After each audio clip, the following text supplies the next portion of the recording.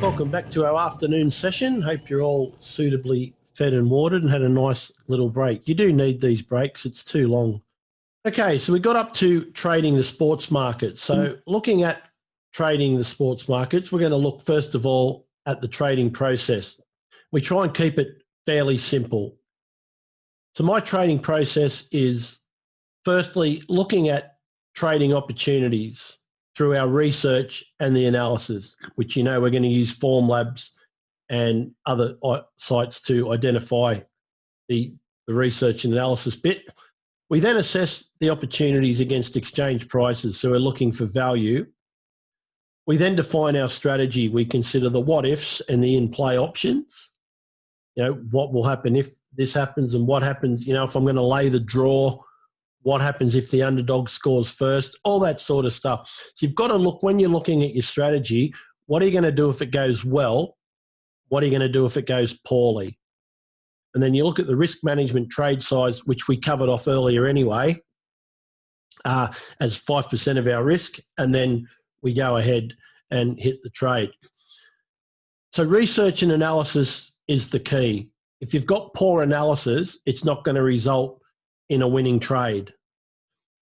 Okay, so if you're analysing things that haven't happened in 30 years, but you're betting on them today, long term, that's not going to work out. So one of the key things will be getting good analysis. So some of the things we use, we look at software or programs like Formlabs. We use online resources like we spoke about earlier today with other traders and other analysts. I don't need to go and research the Open Tennis because TradeShark will do it for us, stuff like that. We use probability analysis to identify value, good and bad. So I'm going to teach you about that when we do it. But basically, the very basic way of probability analysis is look at Liverpool versus Man City. I think it's either tonight or tomorrow night. When you look at that, you ask yourself a simple question. How many times would Liverpool beat Man City at Anfield out of 100? Okay, if you came up with an answer, just for argument's sake, of 50 times, right? And let's say there'd be 30 draws and 20 wins for Man City. If that's what you came up with, then your price for Liverpool would be even money. So if you went on to Betfair and then saw Liverpool at 1.5, then they're a massive lay for you. If you went on and saw that they were 250 and you've rated them at even money, then they're a good back bet. So that's how your very basic probability, and where I'm going to teach you to start. Ask yourself that question. If this game was played 100 times, what do I think would happen? And so the better you get at that, the better you'll end up. But we'll do that as we go along, because then identifying value is another major key to success. So if we become good at doing our probability analysis, working out how many times out of 100 something will happen, then you can relate it to price. Then you can start to comprehend if you've got value. So identifying that value is another big key to success, because if you can back even money shots all year at 2.2, then you're going to make a lot of money. So Andy's just pointed out it's at Man City. So that's even better. Let's just have a look in this group, right? And there's no wrong answers here, but just have a think. How many times out of 100 do you think Liverpool would win at Man City? So just put that up and see what you think you would end up with. Just have a think for a minute. So the game's played 100 times. How many times will Liverpool win? So that's just like the most basic question that you can sort of ask yourself, right? 30. 30 is the most common answer I'm seeing. 30-ish, 40-ish, 50. Okay. For those that said 30, you just go and simply divide 100 by 30. Okay, and you're going to come up with 3.3. So your price for Liverpool is 3.3. Anybody that said 40, then your price for Liverpool is 6-4. So you're saying they're going to win 40% of the time. So it should be 2.5. Anyone that says 50 would have Liverpool at even money. So let's look at the 40s and the 50s, all right? Anyone that said 40 or 50, Liverpool should be 250 or even money. And on Betfair, they're 3.5. So you should go and back Liverpool. Now, James has put 20 and Steve has put 25. So let's just say that you've both said 20, right? That means that you're saying they'll only win 20 times out of 100, which is 1 in 5. So that makes it 4-1. So their price on Betfair should be 5 for you as an analyst. So when you see Liverpool at 3.5, you should go and lay them. And that's just based on your analysis. Obviously, we've done one game and you've taken one guess on 20 seconds notice. We need to get a bit more thorough, but you get the point. And that's how the market works. So some of you have got Liverpool at 2.5. Some of you have got them at 5. So do you see how the market converges to that midpoint of 3.5? So that 3.5 price is all the people that think they should be even money and all the people that think they should be 5-1, and it meets in the middle. And that's how you end up with a price on Betfair. So the price is just the sum of everybody's opinion. So if you can get smarter and have a better opinion than the general market, you're going to make money. Okay? So that's what we're talking about using probability analysis. How many times out of 100 will something happen? So identifying value is another major key to success. And of course, your trading strategy, your entry and exit points. So have a look at this game, for example. This is a real contrast. Villa and Arsenal back in January 2014. The over 2.5 was put up on Betfair at 1.85. The head-to-head past 11 games saw over 2.5 land 8 times. So that's 73%, 8 out of 11, or a price of 1.38. So 185 we would consider huge value. 185 equates to a 54% chance, but we know that fact says it's come up 73%. Of their most recent 7 games, 6 of them went over 2.5. That's just the head-to-head. The season stats, though, showed a different story. So there's your head-to-head, right? 11 played, 8 went over, and you can see in the green box there the last 6, 3-1, 1-2, 0-0, 0-3, 1-2, 2-1, 2-4. So all except that 0-0 went over 2.5 goals. But then when you look at how they go against other teams, you see from 29 home games, Villa games only went over 13 times, which gives you 45% and a price of 2.23. Arsenal away only went over 12 out of 29 or a price of 2.42. So that's stark contrast to the 1.38 that it is head-to-head. So you need to go deeper than simple team stats and season stats. That is purely objective. We need to be a bit subjective. How do these sides play? Is it an attacking side versus an attacking side like Liverpool versus Chelsea or Liverpool versus Man United, attack versus attack? Or is it defence versus defence, Stoke versus West Brom, 2 defensive sides, neither of them want to come forward? Or do one or both sides play on the counter like Villa? So you've got a side like Aston Villa that are happy to sit back, let you attack them, and then they'll try and attack on the counter really quickly, a bit like Liverpool do now. They'll wait till they get the ball, then bang, they spring the trap and they sprint forward on the counter at massive pace. the more information you have, the more success you'll have.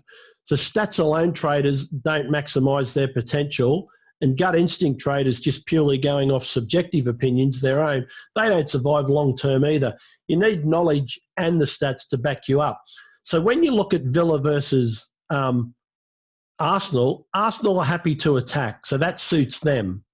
Villa are happy to sit and let them attack and counter-attack, so that suits them. So suddenly you've got a game where the style will suit both teams.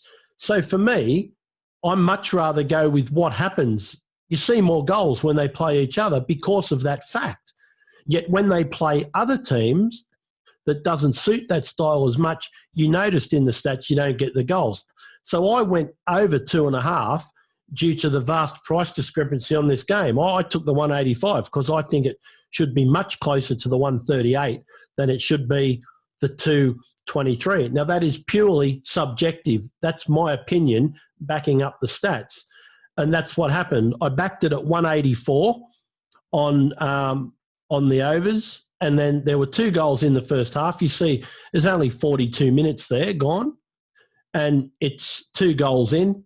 Bang, bang, they went one after the other, and I've traded out. The money's locked in straight away. So that's just a case of where you use your probability analysis and a few stats to work out what you're doing. I want to have a quick look with you at unbeatable favourites. These things that you think, well, most punters think, well, I can't have a bet here. He's 104, he's 105, Djokovic playing Neville Nobody, or Roger Federer, or Andy Murray, or Nadal. They're 104. Serena Williams, for example. They're unbeatable favourites, right? You can't back them because they're just so short. Well, can you? Having a look at Nadal here, you see he started the match at 102, but he's up there at 250 during the game. So don't be afraid to lay a short price favourite for a large sum of money. When I say large sum, that's not large risk. £1,000 at 1.02 is only a risk of £20. So it's a large sum, but it's not a large risk. So you see Andy Murray here, this stat again, you see where he started there at 1.26. You got all that trade action during the game, and look where the price is now. It's back at 126.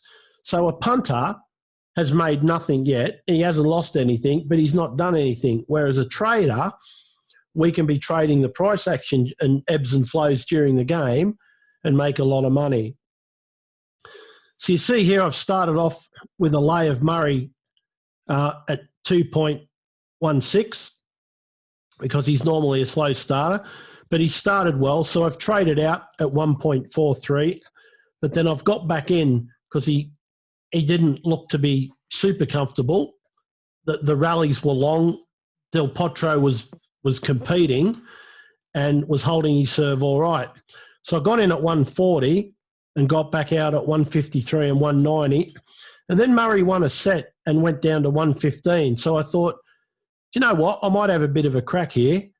And he got broken twice in a row and went out to 169. So I had a bit of a scalp in between games. And you see I've laid there for 5,000 at 169, but they weren't on the court. And he's jumped up 3 ticks.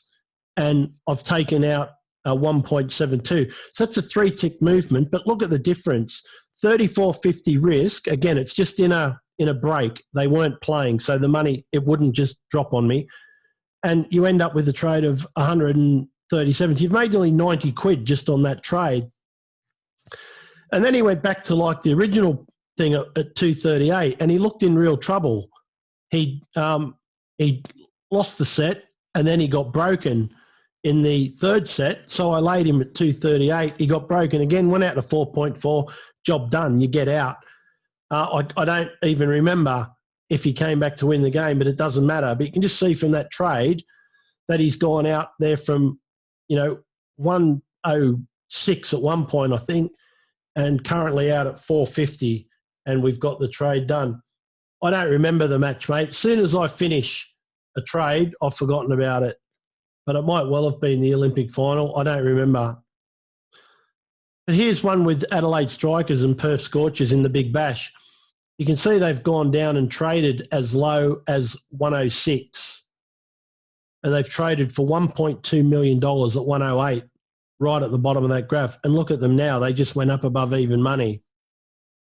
So there's loads of opportunities like this here. So if you lay, you look at that thing down the bottom there. If you go and lay at 102 for £2,000, your risk, see down the bottom right, bet liability is £40. If that then jumps up, which see right at the bottom of the graph there, the red graph, see it right down low at 102. If you lay them there for $2,000, you're risking 40 quid. And if it pops back up to 140 and you trade out, you've just made £515 profit. And there's still red hot favourites to come back and win the game. So it's a no-brainer. There's going to be a lot of these opportunities over the next few months. So here's another one, Mumbai Indians. They started around 1.4. They went down to like 103 and then went out to 1.7. They're back to 166. Here's one with Djokovic where I've laid him pre-match for £500 at 104. And my risk is £20. Don't worry about the 500. You're never going to win 500. That's not what you're trying to achieve. You're just putting that on to get into the market. So you basically don't even think about 500. The only figure you need to think of here is £20. I've just bet £20 that Djokovic gets beat. That's all you're worried about.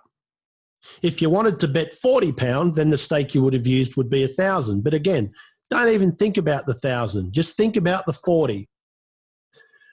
So I've put £20 on here to win. That he'll go up in price.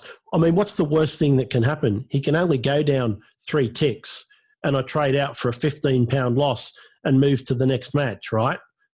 But he got broken and went to 1.21. Bang, out you get. You've made 70 quid. You don't care who wins from this point. You know Federer's going to fight back. That's what he's done for the last 25 years. So it's a no-brainer. So laying Djokovic at 104, you're risking 20, and Federer, all he's got to do is get a break or show some heart, and you make the money. So here's another one where I've laid Djokovic at 1.37 against Federer, and he's now up at 2.4. So you can see I can trade out of that now for £115 win. You see right in the middle of the screen there at the top, 115.99. I can trade out of that. And all he's got to be, as Craig's just said, he's just got to be competitive. As long as the other guy puts up a fight, and any player in the top 100 can beat any other player in the top 100 on any given day. So here's one where I've done the reverse. I've backed Andy Murray. It's the same as laying Djokovic. So at 410, Djokovic would have been around 125. So all I need Andy Murray to do is be competitive. So I've backed him at 410 and traded out at 264. Money's locked in. Look at the match, 16 minutes old. They've only played a couple of games and you've got your money locked in. So here's Djokovic again. Laid him at 116, 129, 129. Traded out of it at 138 and then took that profit and laid him at 145 and then traded out at 13. Yeah, I've given back 267 quid just in case he comes back, but it's Djokovic. Who cares about the 267? You've picked up $2,500. You don't sit moaning around the 267 and go, oh, what could have been? That's just the cost of doing business. You don't want Djokovic to fight back and blow you out the water. So look at this. In finals, for example, pressure can all be on one player and you just never know. So my mate here in Australia, he's got a position on Serena Williams of $11,400 and he loses 1 cent if Kerber wins the match, right? An expectation can crush the best. Serena Williams is going for the record number of Grand Slams. So the pressure's there. So you got to think, she often starts slowly and you got to think the other girl's a chance. So I made a joke with my mate on Twitter and said, make sure you get rid of that red in case of an upset, mate, because obviously he only had the 1p red, but I just made a joke with him. he said, "Will do, you taught me so." So just to show you this, she was 118. So if you take 118 and you lay it for 19,500, remember you got the 11,000 profit already, right? You can lock in a profit of 7,200 before the match. So imagine having a position of possibly winning 11 grand if Williams wins, and you can risk all of it, or you can take 7,200 before the game, no matter who wins. Who would take the 7,200 before the match? I know I would. So he's obviously built up that position through the tournament of, of backing her each match as she wins. So, yeah, I think you're right. Well, she got beaten. Kerber beat her. But luckily, Tim greened out for 9.5 on each. And he got 9,500 on a happy days. Whereas if he'd stayed in after doing all that work, he would have ended up with minus 1p. Now, some people, and this until today, would have been Daryl, who would have said, well, that's all right, I've only lost 1p. No, you haven't, mate. You've lost 11 grand. Because if you've got that money there, well, I would say to you, if you'd done that, I would say to you, you've lost 7,000. You've just thrown away 7 grand because you could have taken 7 grand before that match and put it in your kick. So if you're going to take the risk of backing Williams and having the attitude, well, no, I'm only losing 1p here, 1 cent, I think that's the wrong attitude. Andy's got to go back to work. All right, you can catch the rest tonight, mate. See you later. So even the best can start really slowly in matches they expect to win easily. So this is what you'll hear me refer to as low risk, high return trading. So here I've laid Williams for £1,000 at 116. So my risk is only 160 quid, right? That's not a huge bet. It may be to some of you, but you're just starting out. To a full-time trader, that's not a big bet. 160 quid is just, yep, I'm going to put that in, just see if she goes up a bit and we'll get some out. So a year from now, you guys will be doing trades like that without thinking about it. And all she did, Heather Watson just broke her in the first game or two or put up a good fight, maybe won the first set. I don't remember. But I know that Williams went up to 166 and I've just traded out. I don't know who went on to win the game. I presume Serena Williams went on to win. But I'm just happy to get up there. I don't put the bets on looking at who's going to win or lose. I don't care about the outcome. And that's what I said earlier. You're sort of going to lose your love of sport. We're not really interested in this game. We're not going to sit and watch it. We're just interested in, can Heather Watson make this competitive? Yes, I think she can. Right, going to lay 116. She's made it competitive. Thank you, 300 quid, shut the game, move on. You don't even need to watch it. So it's not about a love for sport or who you think will win. It's, is there an opportunity there to make money? So if Serena Williams was 1.4 before the match, you probably wouldn't do the bet. But having a look at some unbeatable favourites, just for your interest, here's the 5 biggest WTA upsets since 2010. Serena Williams is in 3 of them. She got beaten by Rosano at a price of 51. And then Sharapova got beaten by an opponent that was 24.5 on Betfair. Serena Williams again got beaten at 105 by a 20-1 shot. She got beaten at 107 by Garbine Muguruza. And then Kerber got beaten by, never heard of her, Maria Teresa Torra-Flor. What a mouthful that is. Imagine doing autographs after the match. You'd get writer's cramp doing 5 of them. She lost a price of 17. And then in the men's, Stakhovsky beat Federer at a price of 46, which that puts Federer at like 102, 103. Nadal got beaten 41. Andy Murray got beaten at 103. Nadal got beaten at 103. Djokovic got beaten at 104. So you see they do happen. The reason there's bigger swings in the women's than the men's is the women's are only 3 sets. So if you lose a set in the women's, you've got to win the next one or you're gone. Whereas in the men's, if you lose the first set in a Grand Slam, even if you lose the second one, you're still in the match. So you'll get far greater volatility in the women's game. And as you'll learn over the next 6 months, the women's game's dire. They get broken as often as I have Oreos with my cup of tea. So we're going to have plenty of opportunity. So look here, a lot of punters, we've laid Nadal at 115 for a risk of 75, and he's just gone up to 142. And we've made like 130% return on our investment. We've outlaid 75, we've made 95. We don't care who wins. Even in the darts, we laid Van Gerwen for £1,000 at 108 because Robert Thornton was flying. And we thought, well, he's only got to be competitive and the price will go up. So laying low in an apparently one-sided match can often pay off very well. At 108, not a lot can go wrong. It can only go down 7 ticks. And even if they win, they often trade higher. So here he's gone up to 114 and we've traded out. Then I've laid him again at 1.2. And you can see there, I can now go and hedge out for a profit of 195. So that's like 200%, 250% return on investment. I invested, Shandy's just asked, do I research them? What research can you do? I could spend 8 hours researching it. Who's going to come up with Robert Thornton can beat Michael Van Gerwen? Nobody. 1,000 people out of 1,000 can research this for weeks and say Van Gerwen's going to win. It's just a speculative trade. It's low risk. In competitive sport at this level, anything below 110 is a stupid price.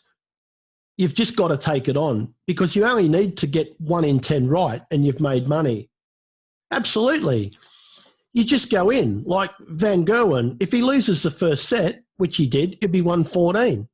So you think, right, well, I'm out. I've just made £52.63. Thanks very much. But then he was playing badly, so I laid him again for a risk of 200 at 1.2. And he only went up to 1.4. Now, he did go on to lose this match, but I don't sit and think, oh, I could have won 1,000. Of course I could every time I do this, but every time I'm wrong, I'm going to lose 150. So I'd just rather take the 195 now and not have to think about it. So on this occasion, yeah, Thornton won. I would have won $1,000. But on the next occasion, Van Gerwen will win and I'd lose 150. You just get in the routine of just taking the money. So laying low like this, it means you lose a few trades, but you win a lot more when they come off. So here's another late one like I did last night. Remember I bet on that goal at 1.2 in Braga. Well, here I've laid a late goal at 1.26 and I'm risking 130 if it doesn't come off. But if it does come off, you've won a monkey. So it just depends on the circumstances. Obviously, you research that one. Neil, you know what I mean? It's like you don't just do that for the sake of it. You want to know what the game's like, what the shots are like. This was in the halftime score market, and you can see now it's up near halftime, but it was probably like, a couple of minutes before, but there were probably shots pinging everywhere. And I thought, oh, there's going to be a goal here. There'd already obviously been one because I laid 1-0. But anyway, the markets now are becoming aware of how easy this is, and the pricing sure things a lot higher. Many years ago when I started doing this, when Betfair started, your 2005 to 2010, Nadal would have been 102 in this market, because if you look at it, how many times out of 100 would Nadal lose this match? The most you would say is 2, right? Maybe he's feeling sick. He might twist his knee. But if they played this 100 times, Nadal's going to win 98. So he should be 102. Yet the market had him at 109 because they factor in that if Gerald Donaldson just wins the first game, the price will rise from 102. So they've sort of factored it in now. And in what universe can Schwartzman beat Roger Federer? he should have been 102 as well. And probably in a 5-set Grand Slam match, he would have been. But this is a 3-set tour match. And Federer's probably coming back from injury, not at his peak. You lose the first set at this level in a 3-set game, and you can be in all sorts of trouble. So the market prices him up at 118. So I'm looking more for the 102s, 104s. I wouldn't do a speculative trade on that one. I would just leave it alone. Federer at 118, he's going to win it. But at 102, more than happy to take him on. So let's have a look at some trading techniques, okay? Once you can quickly learn to predict what if, you can spot these overreactions and take advantage. So this was back in the World Cup in 2010. England scored after 4 minutes. Steven Gerrard scored, and England went from a starting price of 1.8. They went to 119. And I thought that was a ridiculous overreaction because the USA were going to be the hardest opponent in that group, and there was still 86 minutes of the game to go. And so I'm like, this is crazy. If the USA score 1 goal, England's right back out. And just before half-time there, you see they did when, remember, Robert Green let the ball go through his legs. Thanks very much. I send him a case of beer every Christmas. And England went straight back out to 179. Closed the trade. You don't care what happens in the second half. From memory, and it is 10 years ago, I think the game ended up 1-1. They were the only 2 goals in the game. But that was a massive overreaction, having England at 1.19. So here's an overreaction. You see there's a goal come, and you see it spikes up to 4.5, but then comes straight back down to where it should be. So we've got in at like 3.3 there, and then it spikes up, hits the 4.6 and comes straight back down. You've just nicked 14 quid for nothing. So have a look at this trade here. Okay, you've got Nadal, and you can see the bets on the left there, 110 and 1.31. Okay, and you see we've locked in a profit of £10 or $10 either side. And then have a look at this trade, okay? I want you to work out the difference between the trades. So in this first one, you see the price, the lay is 110, and in this one, the lay is 102, so very similar.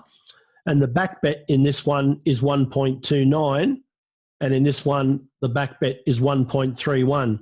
Again, very similar.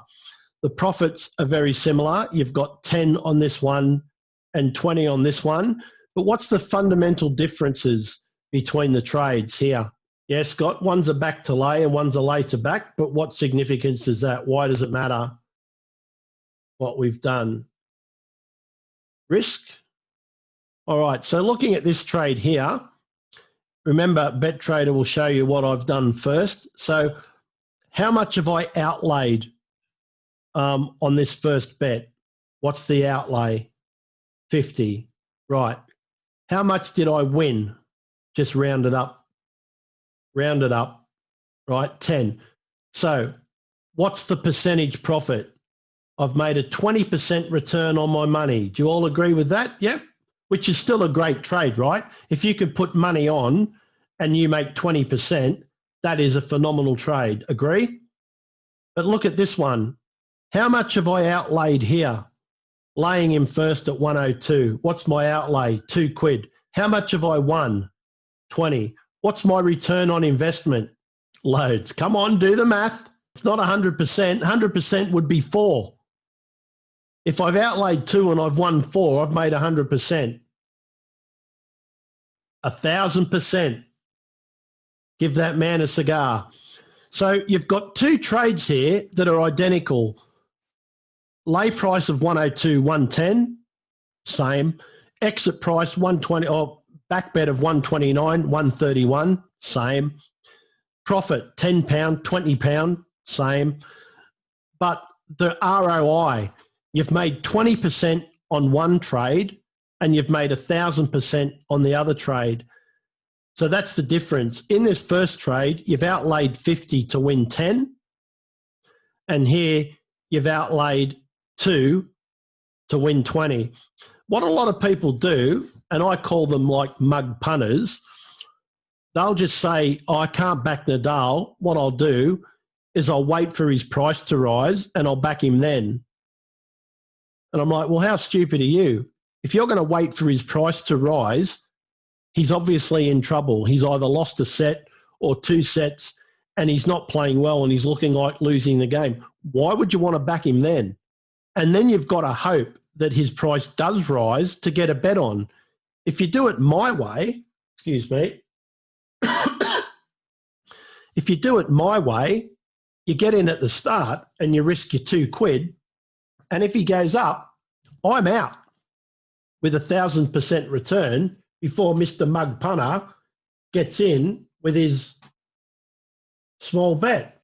Excuse me, coughing fit. This is what happens to me when I talk for many hours. Woo. Okay. So do you see the difference in logic? That's exactly right, Hud. The green fish.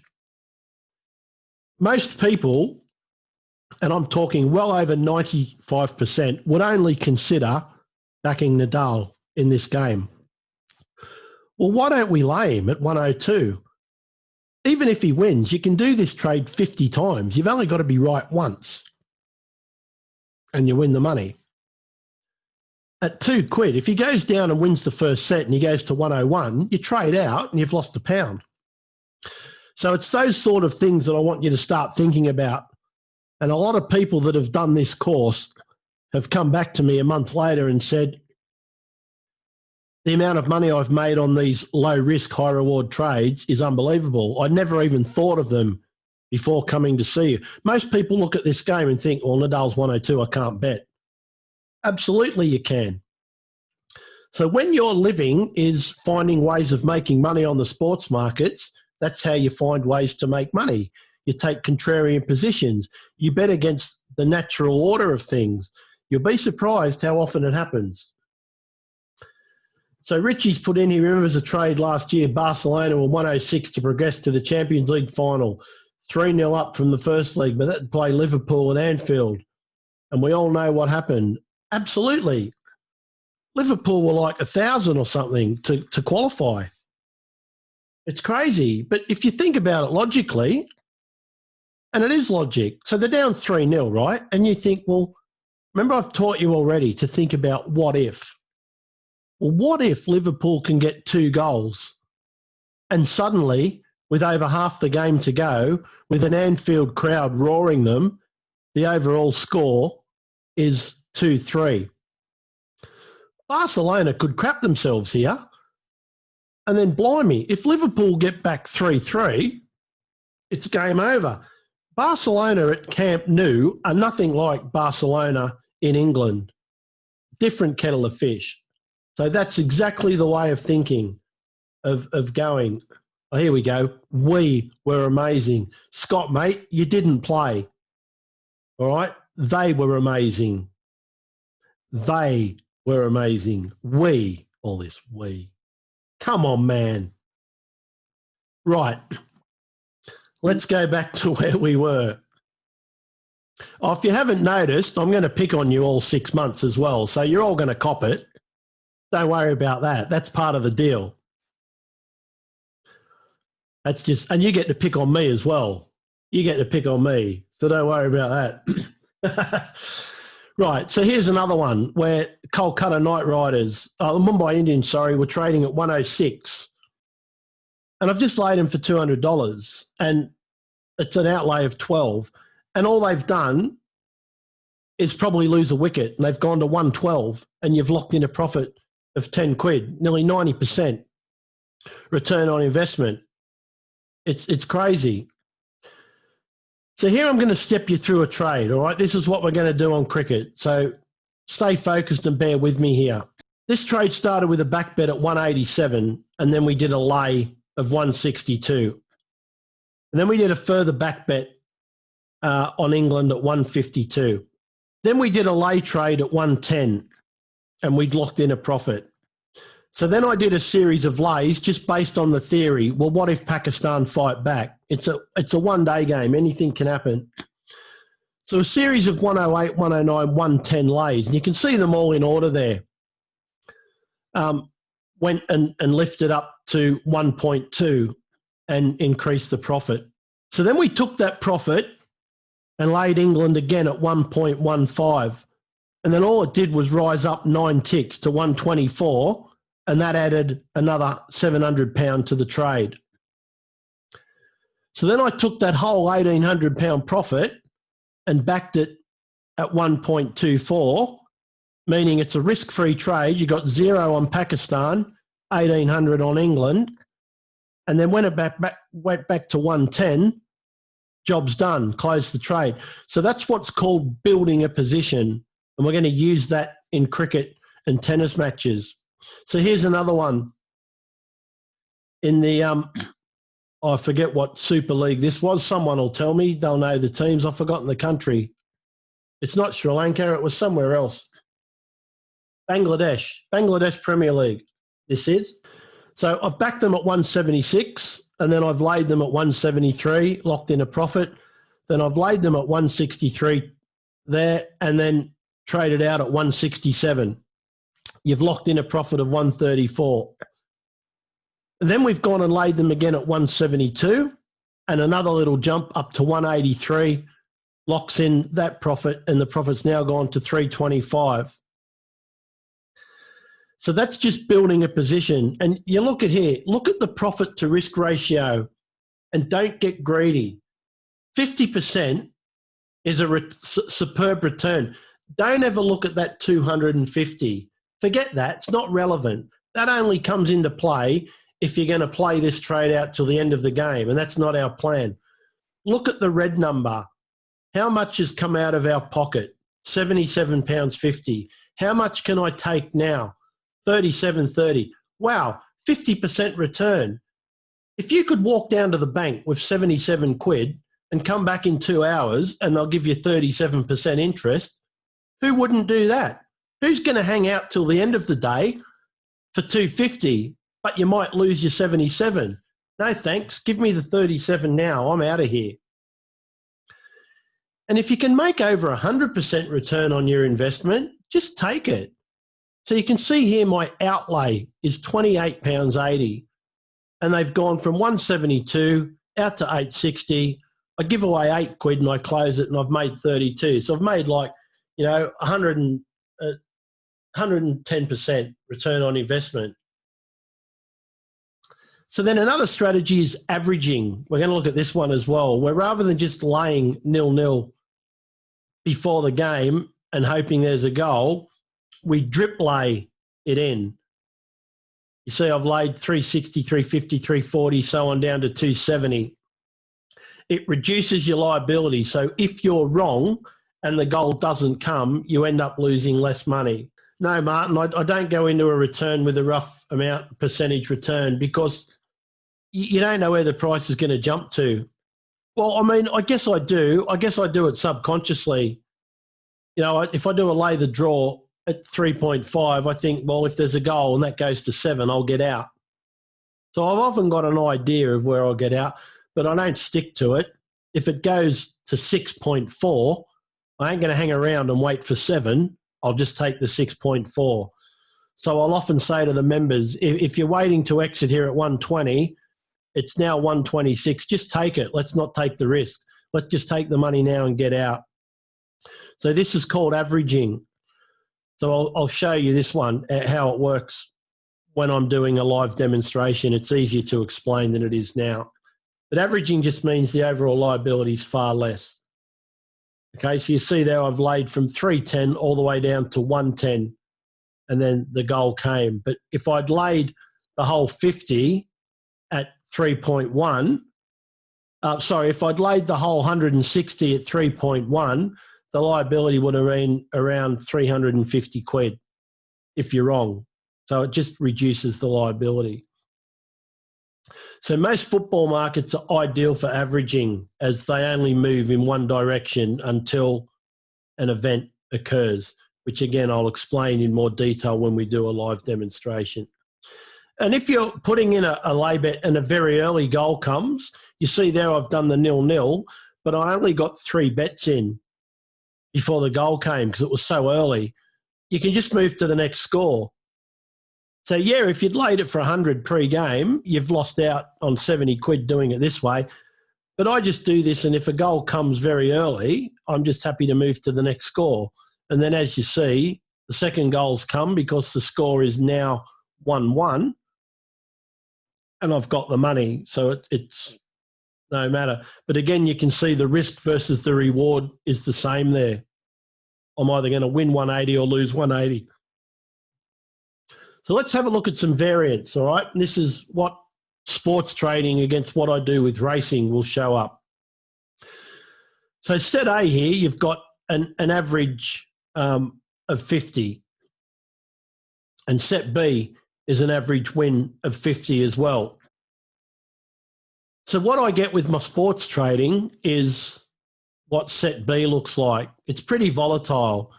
You can have some big wins, but then you might lose some, and then you might have another win, and then a big win, and then a couple of losses. I prefer to be set A, which is why I've sort of set my stall out as a horse racing trader, because I can just do set A day after day after day, just churn those 10 pounds out, bang, bang, bang. Because I find, for me personally, trading and needing to make money as an income is very stressful. So the less stress I can put on myself, the better. And I found the punting way of being a professional bettor was too much for me, because when I do my straight bets, you might win 2, get decent money, but then lose 5 or 6 in a row, then have 3 big wins, but then not have a win for 4 or 5 days. Then you have a giant win, you might back a 41, and like the ups and downs of not knowing where your next win come, it just did my head in and gave me anxiety and made me really stressed. And I was afraid to sit down at the computer and think, well, when's my next winning trade coming? Now I can sit down of the racing of an afternoon and just knock out set A after set A after set A. So for me, I just sort of do sports trades when I'm really confident. Like, I saw that Braga game last night and that just rang alarm bells, whereas the 20 games before it, I didn't bother looking at. It was just ding, ding, ding, right, I'm in. But with the racing, I'll just chip away doing that race after race. Now, your goal for set A after this course might be to make £2 a race.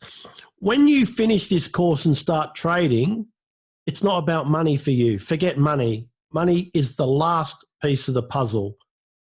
The first thing for you after this course, and I mean during the course now, starting now, is focusing on making correct decisions and doing them consistently. The money for you guys is irrelevant. That's why I made it clear in the room the other night. This course is not about making money. You are not going to get rich over the next 6 months. Neither am I. And that's why the charge from the course came, because I'm not going to be sitting here trading money, making a fortune. I'm sitting here talking to you instead of trading, showing you how to do it. So we're both getting something out of it. But I'm going to teach you to become set A, and we're just going to go chip, chip, chip, chip, chip and make money. So for you, that might be £2. When we start doing horse racing, I don't want pressure of losing money on your head. So we're just going to do it for £2 liability, because if you lose one, make a mistake, doesn't matter. It's £2. Right, I'll learn what I've done wrong there. I can fix that. I don't want you losing 20 quid, 50 quid, 100 quid on trades going, oh no. I don't want money to be a consideration. If we can get your process right and get you making consistent, smart decisions, when to get in, when to get out, when to bet the lot, when to hedge it both ways because we're not sure if a goal's coming or not, do that consistently, the money just takes care of itself. You don't even have to think about it. All you think about is your risk. How much am I losing here? I don't even give a toss how much I'm winning. I just care how much I'm going to lose. And that's what that trade was last night. I saw that 500 and I'm like, right, I've got to just watch this till half time. Can't risk that money. But the 20 quid, I ain't bothered. If this doesn't come in, no problem. Get that back on a race tomorrow. And that's the difference. You're not ever considering money. It's not a consideration. And then it takes away the stress. So I'm now a stress-free trader. But when I was set B, or am I going to win this game? Am I going to lose that game? You get 2 or 3 losses in a row and anxiety really sets in. So that's what this variance is about. We want to minimize and, just look at that as the COVID-19 trading curve. We just want to flatten the curve, right? We just want to be set A. If you are set A, you're going to have a very happy life. And that's what I'm going to try and get you to do. This is what you don't want to do. This is what punters do, right? And I borrowed this off a guy because he showed me what he'd done, and I shook my head. But then I said, right, I want to use this in my trading courses. So I need to know what you were thinking here. Just run me through the process. So what he's done is he was convinced that Kim Huybrechts was going to win this game.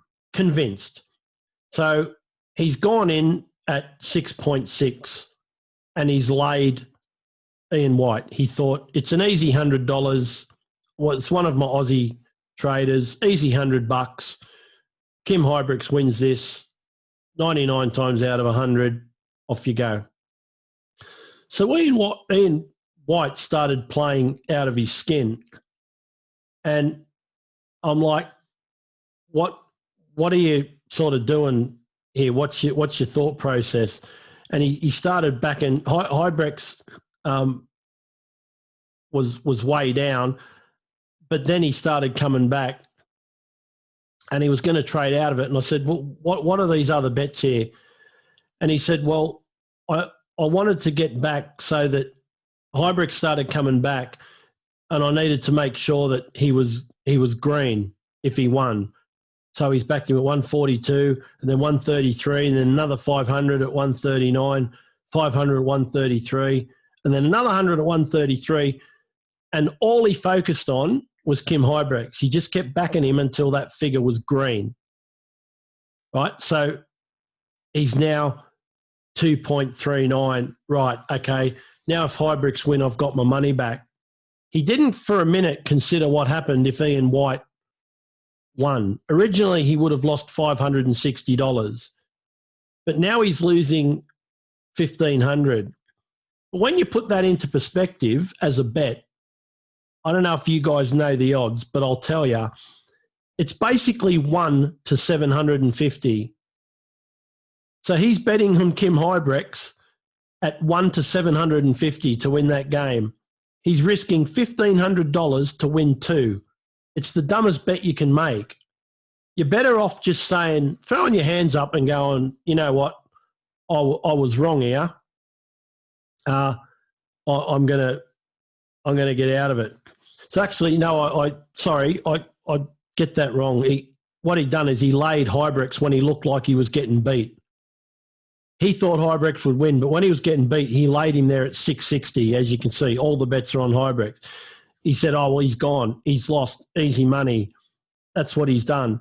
But then when he started to fight back, he started to panic and thought, well, I'm going to lose 560 here, because obviously Huybrechts got back to 140, 130, and that's when he thought, oh, he's going to win. I'm going to lose my 560. So he's dumped all his money onto Huybrechts, thinking now, and at that price, you think, yeah, he's going to win. But then, as you can see on the prices, it's turned around and Ian White's come back. And in that desperation to just recover the $560, he's gone on tilt and just bet the lot on Huybrechts, thinking, well, yeah, I'm going to get my money back here. But if it goes pear-shaped, that's what can happen. So you've ended up with a bet. He's ended up backing Kim Huybrechts at 1 to 750. Suicidal bet. So look, guys, developing from your, as a trader, learn from your mistakes, stick to what you know initially, then expand. Don't be afraid to seek expert assistance from others, which you're already doing in Telegram and Twitter and coming on this course. Never get complacent or overconfident. That's what I say to you each day. Start each day new. So the first race you do today, don't think because you got 20 out of 20 yesterday that you're just on fire and you've nailed this. You got to start again. Stick to that percentage-based trading at all times. Mix with others on Twitter to gauge your progress and see if they agree with your analysis as a test. Get comfortable with how the markets work. Start small and build up slowly, increasing the stakes. I like to set goals like 3, 5, 10, 20, 50 races in a row. It's just a little challenge I like to set myself. Set realistic expectations in line with bank size and expect losing days, weeks, or even months. So look, when you're starting out, this is the sort of money that you can sort of make once you've got everything in place. You're just making your 10 to 20 pounds a race. You do 6 or 7 races a day. You pick up 120 quid. Happy days, right? No problem. Then when you get a bit better, well, this is you starting out again as well. A bit better profit, 8 out of 8. Nothing bigger than, 30 or 40 quid there. They're all just small wins. But you just do 8 of them and you've made a good day's pay. When you think my Sharon makes £50 a day at her job, she sees that and she goes, you've just made 4 days pay. You've got to put it into perspective. In the world of sports trading, we're going to get laughed at for making £200 in a day. They'll just go, mate, you're having a laugh. Like, you call yourself professional. And I say, yeah, but mate, if I do that 7 days a week, it's 1,400 a week. Who makes that in England? But they want to be these, Billy Big Balls that make $5,000 a day, but then lose 3. And you look at Psychoff, he goes and puts up 10 grand, 15 grand, 20 grand wins. But you never see when he loses 5 grand and 6 grand chasing those wins. He'll never show you that. And that's the life I don't want to live, having all those losses, and then he lands a big one and gets the money back. And it looks great, but I just want to teach you to make a little bit of money each time and away you go. Then when you get a bit bigger, this will be you 6 months from now. You make a bid on American football, 150 quid, no big deal. We made 1,500 on cricket, happy days. £99 on darts, 1,400 on football, 1,700 on racing, little bit on rugby union. They're all small amounts on their own. But look at the end when you add them up. So the first 12 days of 2016, we made 5 grand. I mean, that's a job, guys. That's all you want to do. It's not big betting. You're not going to be big punters. You're just earning, just like you do now. You go to work, you earn your 50 to 100 a day, you come home. That's all we're going to be doing here, earning our 50 to 100 a day and going home. But the thing is, and this is going to happen on Friday, right? If we want to take some time off, we do it. So Friday, I've got to go and do a delivery at Manchester. So we're not going to be doing anything Friday, but we'll do something Friday afternoon. We might start at 2:00 and then we might do a game Friday night. Do you know what I mean? So we don't have to be here at 9:00 and work till 5. And next week, I might say, okay, guys, we're going to start at 9 on Wednesday, but I'm finishing at 2 because I'm going to get my daughters at 3 and they're coming over for dinner.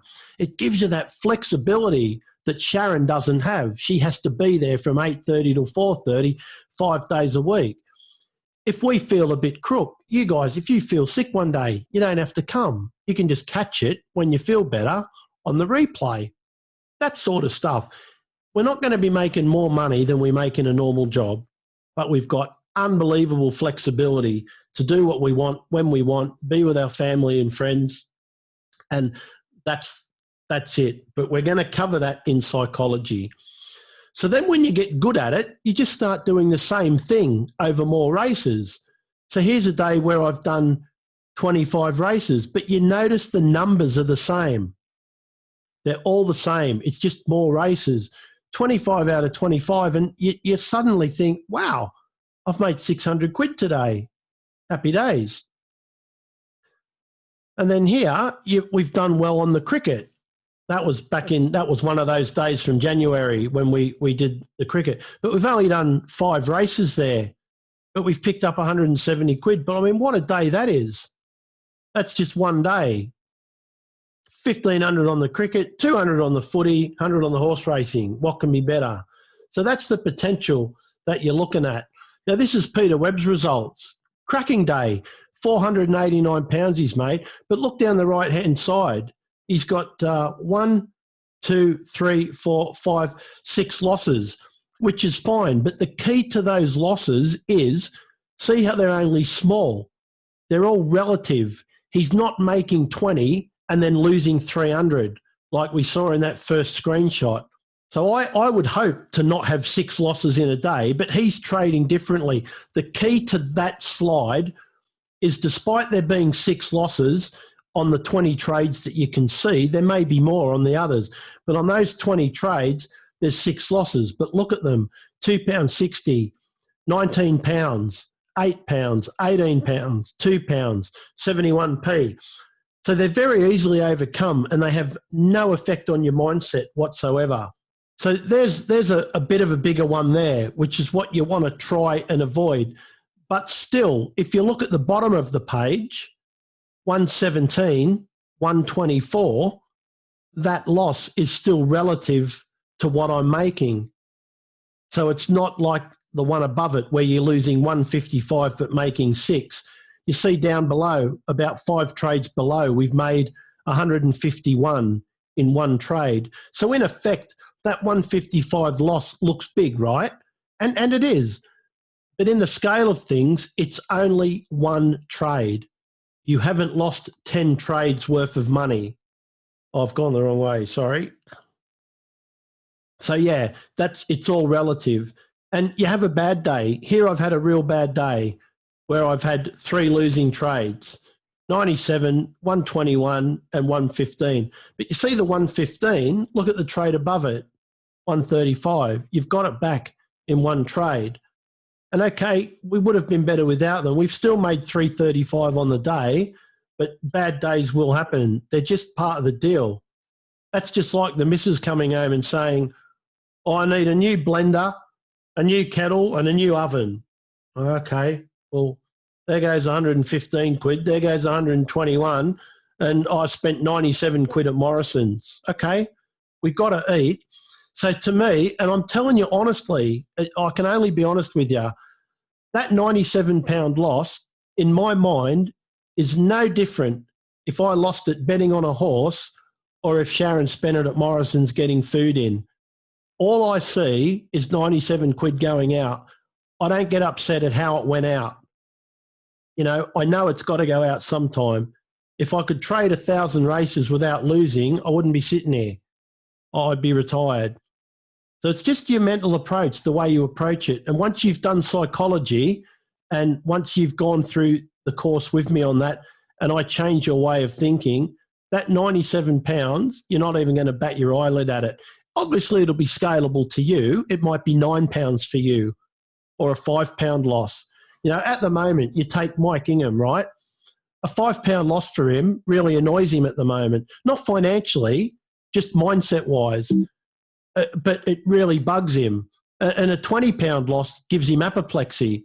But by the end of this, it won't. Because he'll have a system that he knows out of 100 races, he's going to lose 30. But it doesn't matter because the other 70 is more than going to make up for that. And he'll just go, oh, I've lost that one. Yep, part of the deal. He's getting some pretty good training in on the dish lickers of a morning, let me tell you. He's losing 70 and winning 30 there. But that's not quite what we want to do. But that's just a bit of fun. We're only messing around with £2 bets. But seriously, that's the way you're going to look at it. At the end of this, those 3 losses on that sheet won't upset you. They'll be expected. And you'll look at that and you'll go, wow, I've traded 20 races, I've won 17 and I've lost 3. That is a cracking day. I am so happy. Whereas at the moment, people look at that and they just get fixated on those 3 losses and it drives them crazy and it turns them into terrible traders. They feel they have to get that back. They look for perfection. You ain't going to find it, all right? You're going to get that a lot. So if you can win 17 out of 20, you are a genius trader. So what you've got to do now is keep those losses around the same size as the wins. And I'm going to teach you how to do that. So here's where I set my goals. Oops, Sorry, I'm going back to that. Here's where I set my goals, where I try to break my own record. So my record was 62 winning trades in a row. And this is where karma will bite you on the arse. I had done 58 winning trades in a row, and I got a bit cocky. I got on Twitter and I said, the record's coming. I only need 4 winning trades today and I've broken it. Well, you know what happens as soon as you tempt fate. And if you look closely at that screenshot, you'll notice that it's the first race on the 7th of February. So the first race did me in, which it usually does. I just should have not been cocky and not said anything until I'd broken the record and said, I've done it. I've just won 65 in a row. But I'll tell you what happened. As soon as I put that on Twitter, I put unbelievable pressure on myself to win those 4 trades.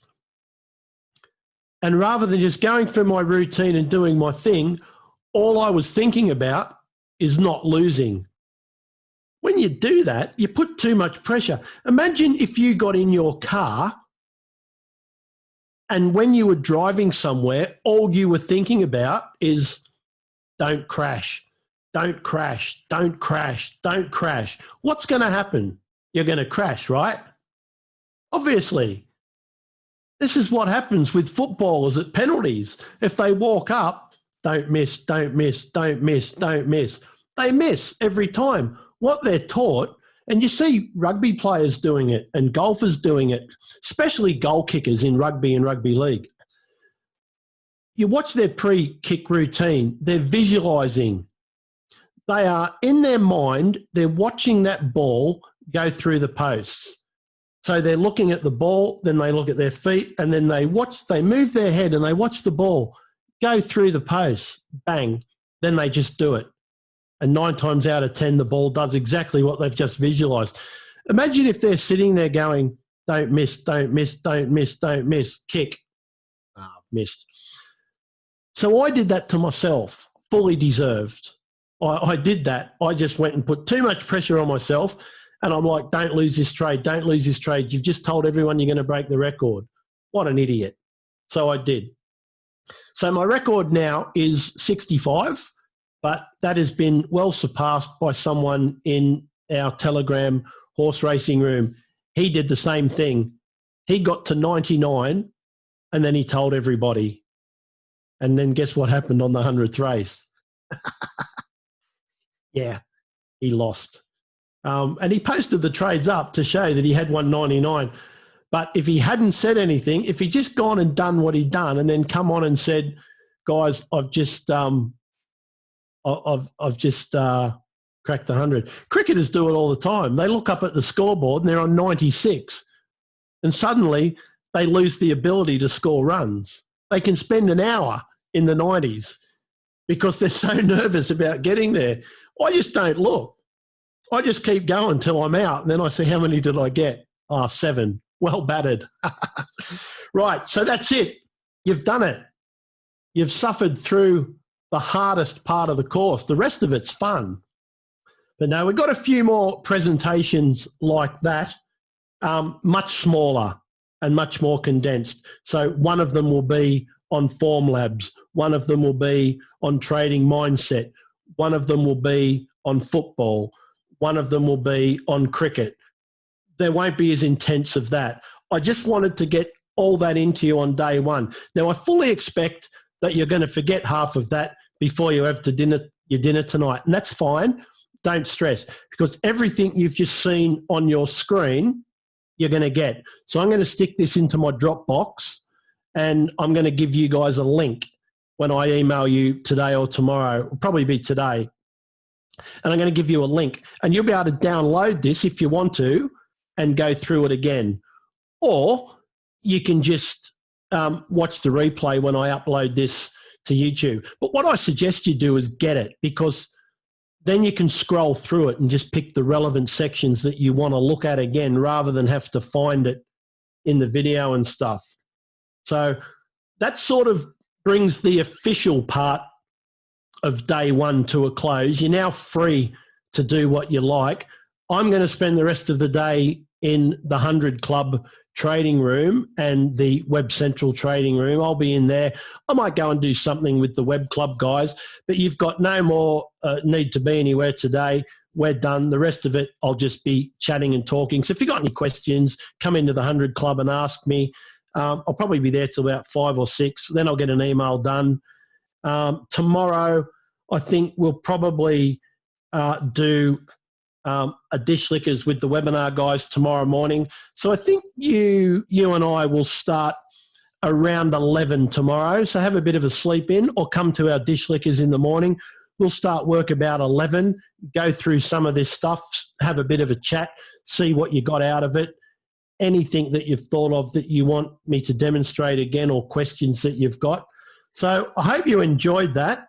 Hope you got something out of it. I hope it was what you were all getting so excited about. We're going to have a cracking 6 months. We're really going to drill in the stuff that you need to learn, iron out the kinks, get the bad habits out of the way, and try and get you trading a bit better. So, guys, I'm going to shut that now. I'll go and do some editing, get this up on YouTube for the guys that missed it. I'll see you in the 100 Club shortly. Otherwise, I will see you tomorrow morning. All right? Thanks very much for your company. Bye for now.